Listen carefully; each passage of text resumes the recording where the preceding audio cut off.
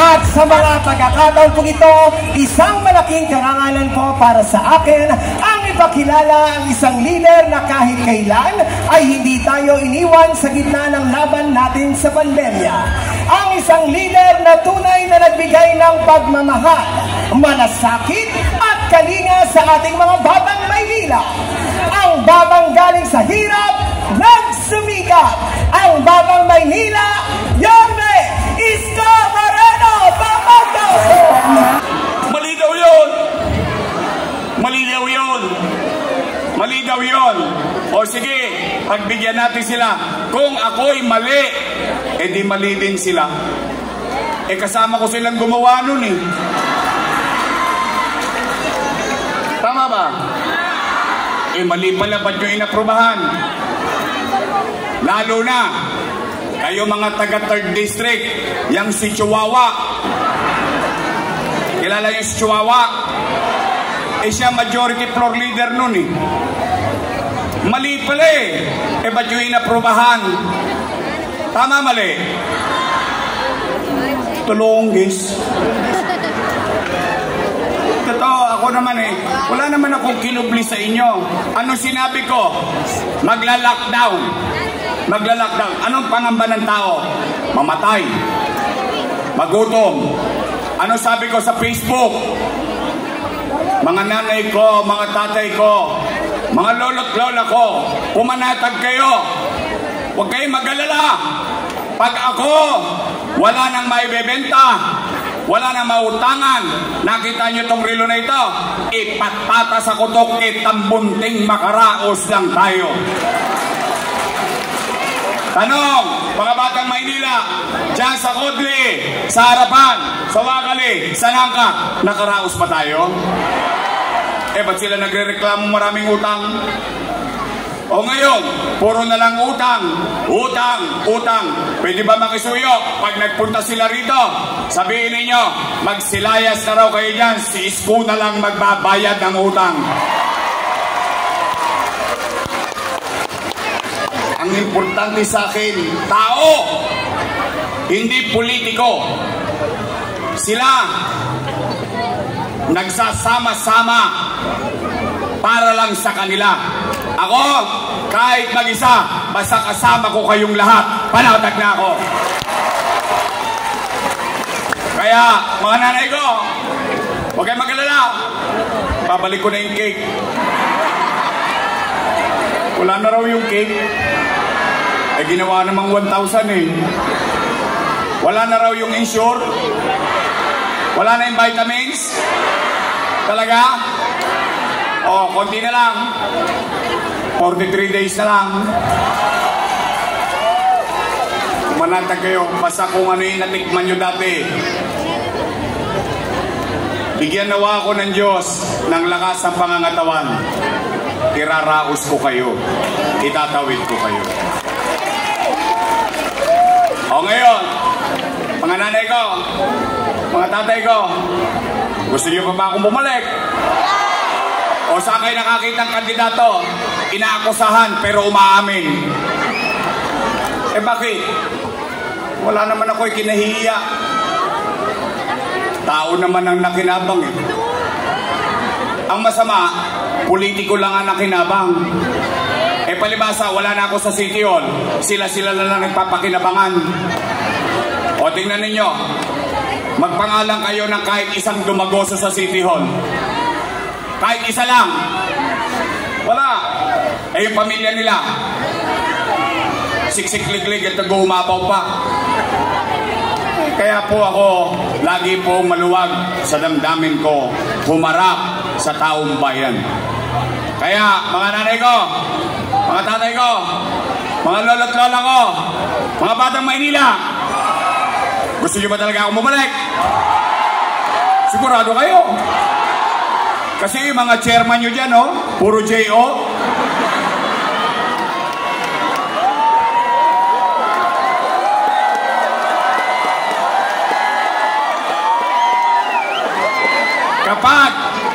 Kapag ang chairman ninyo at kagawad ninyo ipinipilit sa inyo yung nakaupo, magtaka na kayo.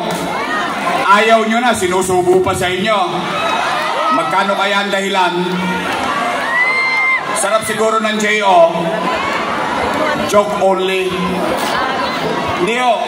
Kasi talagang, ano na ngayon eh. Napansin ko lang ha, mga nanay ko, ako naman naniniwala ako matatalino kayo. Alam kong gipit kayo. No question. Alam kong hirap ang buhay ninyo. Kaya nga ngayon, may mga form. May mga form, 3 bulig, 5 bulig. Oh, may AX. Ha? Ito pa maganda. Usong-usong akap ngayon. Akap dito, akap doon. Pagtapos ng eleksyon, wala na kayong kaakap. Oh, pero bilang pang-unawa sa katulad ko na nalalaman ng sitwasyon ninyo, kunin nyo, sayang din. Yung mga pa-friends, di ba meron pa ngayon friends of ganito, friends of ganyan. O, sayang din naman, tirahin nyo na, pera nyo rin naman yun eh. Promise? At manamlay kayo. Pagkakuha ninyo, ipasyal ninyo pamilya ninyo. Bili ninyo yung pangangailangan ninyo. Pero huwag nyo pakakalawin yung puso nyo ha. Promise? Oy, basta ako naniniwala, matatag kayo. O ngayon, gusto nyo ba tayo magtuloy na mayor ng lungsod ng Maynila? Matanong ko lang kayo, natanong ko na dito ang mga nanay ko at tatay ko. Pero tatanungin ko na dahil general public ito. Nay, tay, hindi ko alam kung napapansin ninyo, yung napapansin ko din. Pero kayo na sumagot dahil sinabi ko kanina, ayaw kong maninira eh. Pero gusto ko ibigay ang tenga ko sa tao na mapakinggan ano ba talaga ang hinaing ng tao. Ngayon, matanong ko lang po kayo hanggang sa Kodli. Nay, tay, napapansin nyo ba na parang dumudugyot ulit ang Maynila ngayon? Imagine ninyo ha. Sigurado kayo? Talaga? Eh, sabi niya sa interview, malinis na daw ang Maynila eh. Weh. Talaga? Nangadugyot na naman tayo eh, luminis na nga yan eh. Oh, ngayon, nay, tay, ang dami tayo. Huwag ka mag-alala, hindi ka nag-iisa. Naapakan ko din yun eh. May ginto. Ang maganda nun, ginanong pa. Hindi! Tayo nga. What kidding aside, mga nanay ko. Mga batang Maynila, may awa ang Diyos. Sa tulong ninyo, nakabalik tayo. Una kong gagawin, lilinisin ko ulit ang lungsod ng Maynila. Kaya ko bang gawin yon? Naniniwala ba kayo? May prueba ba tayo dati? Pumanatag kayo. Pangalawa kong gagawin, pero kailangan ko muna kayong tanungin. Nay, tay, napapansin nyo ba dumaming tulongge sa Maynila? Hold up dito, hold up doon, snatching dito, snatching doon. Tama mali? Eh nung araw, pinagkakalawit ko na lahat yan eh. Bakit? Kasi nung araw, nung panahon ko, may gobyerno sa umaga, may gobyerno sa tanghali, sa hapon, sa gabi, hanggang madaling araw, may gobyerno sa lungsod ng Maynila. Kasi si Yorme, madaling araw na nasa kalye pa. Tama mali? Gusto nyo bang ibalik ang kapanatagan ng pamumuhay sa Maynila? Gusto nyo bang matulog uli? Peligro de ora. Mahimbing ang tulog ninyo dahil panatag kayo, dahil alam ninyo si Yorme nag-iikot pa, nangangalawit pa ng mga tulongge sa kalsada. Gusto niyo ibalik yun? Mga nanay ko, mga tatay ko, ibabalik ko sa inyo ang kapanatagan ng pamumuhay sa lungsod ng Maynila. Pangatlong, iuwi ninyo. Total, gutom kayong lahat, mabusog kayo sa pangarap. Sa pangarap man lang mabusog tayo ngayong gabi. Pangatlong gagawin ko, nasabi ko na yung isa. Kung ano sinimulan ko, pabahay, eskwelahan, ospital, at trabaho. MBN, minimum basic needs. Kung ano ang ginawa ko dati, gagawin na lang natin muli sa tulong ninyo, mga batang Maynila. Kaya, tanong, gusto nyo ba talaga akong bumalik? Talaga? Pero kailangan ko ng katulong. Kailangan ko ng katulong. Ako naman hindi nagkukubli. Kita ninyo, sinisiraan na ako ng kabilang grupo. Binibigyan ko pa sila ng kredito. Bakit? Totoo naman kasama ko silang gumawa nun eh. Totoo naman. Nakinabang naman ng tao. In fact, sa totoo lang, maalala nyo noon, paabot-abot pa sila ng food box. Tama mali. Pero that's water under the bridge. We move on with our lives. Tayo, tuloy-tuloy ang buhay natin. Gusto nyo bang ibalik ang gobyernong mabilis kumilos? Bigyan nyo ako ng mga kakampi. Pagpahingayin na natin yung mga nasa kabila, lalo na si Chihuahua. Ang sakit!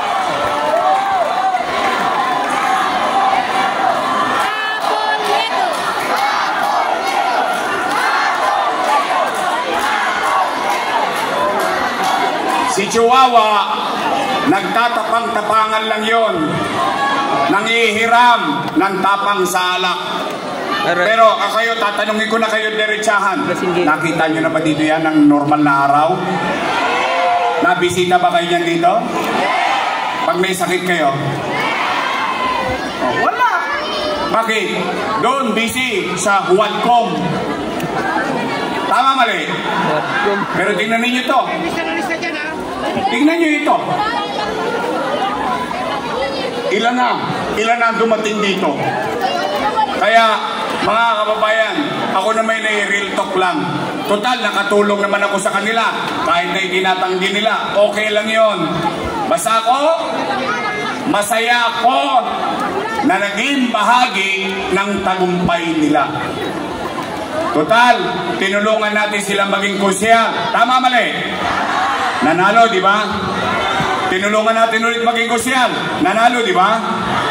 Tinulungan natin ulit maging kusyal. Nanalo, di ba? Sinulungan natin yung kapatid na kusyal. Nanalo, di ba? Pinababa natin yung kapatid. Pinatakbo natin congressman. Nanalo, di ba? Total tayo naglagay. Pwede ba tayo na rin magtanggal sa kanya? Pwede? Ay, mga taga San Nicolas, sisingiling ko kayo. Aabangan ko boto rito sa San Nicolas. Kailangan walang makuha ang boto yan. Ang makuha lang niya yung binigyan niya ng JO. Nabigyan na ba kayo ng JO?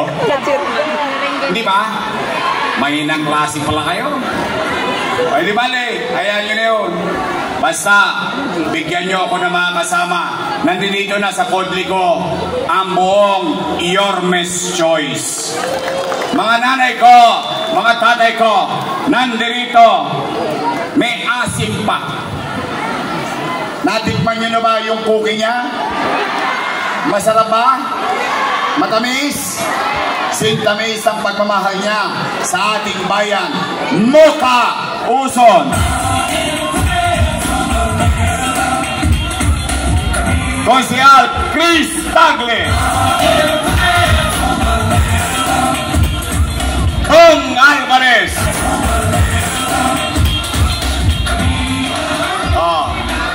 Ngayon, ito, real talk ulit.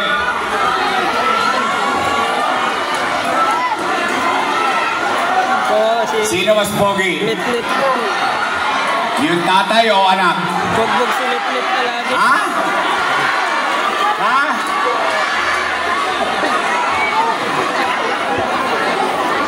Against the light? Sino mas pogi? Si Lit-lit, si Tol? Sino? Si Tol? Di ko siya Tol, Sargal.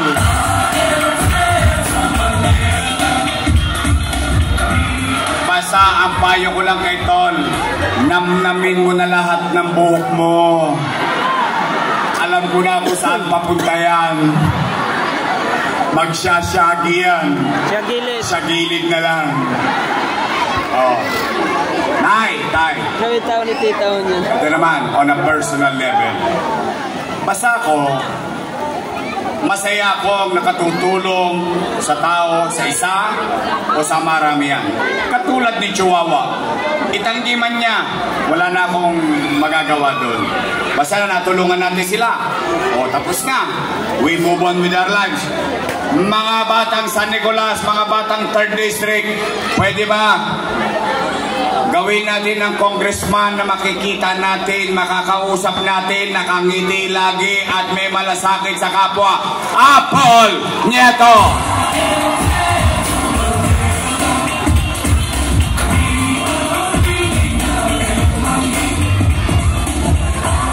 Malay nyo, imbis na ang ibigay niyan, AX o AKAP o tupad, baka ibigay niyan, binondominium. Right lang. Tanong, Yorme, pwede ba yun? Pwede. Depende sa puso ng leader. Tama mali? O yung vice mayor ko, may asim din. Mukha lang po siyang 19. Naintindihan nyo na yun. Takorens na po yan. Siya po ay graduate ng Lasal, Political Science. Wow! Ay, di alam niya ang trabaho. Tama mali? Oh, siya graduate ng Lasal. Daig ko yan. Ako graduate ng Ateneo. At parang ayaw niyo maniwala. Ateneo na ba talaga? Ano? Ateneo di Tondo. Tondo High School. Oh. Hindi naman. Kasi siya, kaya niya ang trabaho, komportable ako ng trabaho siya. Basta lahat sila dito. Pag nagkamali, papaluin ko sa Wepax lahat dyan para sa inyo. Ang ating Vice Mayor, Chill Atienza! O kanina, may mga nagpunta rito, mga national candidate. O ako naman, natutuwa ko. Binigyan tayo ng oras. Marami naman kayong iboboto senador. Tama mali? 12 naman yan. O kung sino yung nagpunta rito. Una, Bongo. Tama? Mr. Malasaki. Pangalawa, si Amy Marcos. Tama? O pangatlo, pwede ba makisuyo? Si Congressman Rodante Marcoleta. Isama natin sa balota. Promise? Bahala na kayo sa siya muna. Saka na natin pag-usapan yon. Pwede? Ay baka naman ako makalimutan nyo. Promise? Yorme's choice tayo. Promise? Kasi dalawa lang naman ang pagpipilian ninyo eh. Dalawa lang. Unang grupo, Yorme's choice. Matamis. Yung pangalawang grupo, Ladies' choice. Ba't parang nakasimangot kayo lahat? Wala ko sinabi, kayo may sabi nun ha? Oh, Yorme's choice tayo sa puso nyo. Buong San Nicolas, Yorme's choice tayo. Buong Terbisik, Yorme's choice tayo. Nay, tay, mga lolo ko, mga minamahal kong lola, mga batang Maynila, tulungan nyo kami. Bigyan natin at ibalik ang dignidad ng pamumuhay sa lungsod ng Maynila. Together, we can make Manila great again. Magandang gabi. Pagpalain nawa kayo ng Pong May Kapal. Manila! God first. Maraming salamat po sa inyong lahat. Maraming salamat po. Muli po, Yorme Isko Moreno Domagoso at Vice Mayor G. Atienza.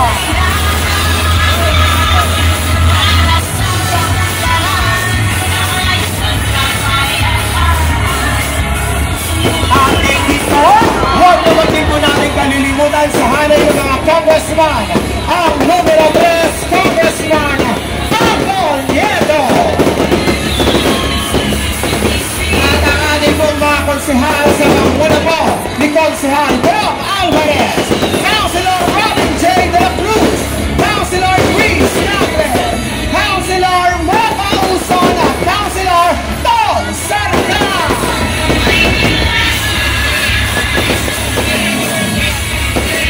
Muli po sa lahat po ng ating po mga nakasama, ang ating po mga minamahal na batang mahina, maraming salamat po. At sa lahat din po ng ating po mga nakasama, mga barangay officials, mula po kay Chairman, kay Kagawad, sa ating mga SK, at sa ating po mga kapulisan, maraming salamat po sa inyo.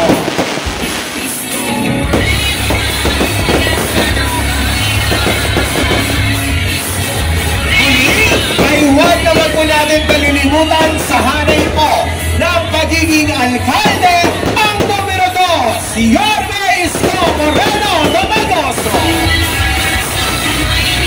Sa hanay po ng ating mga vice-alkalde, ang numero 1, Ponce Tang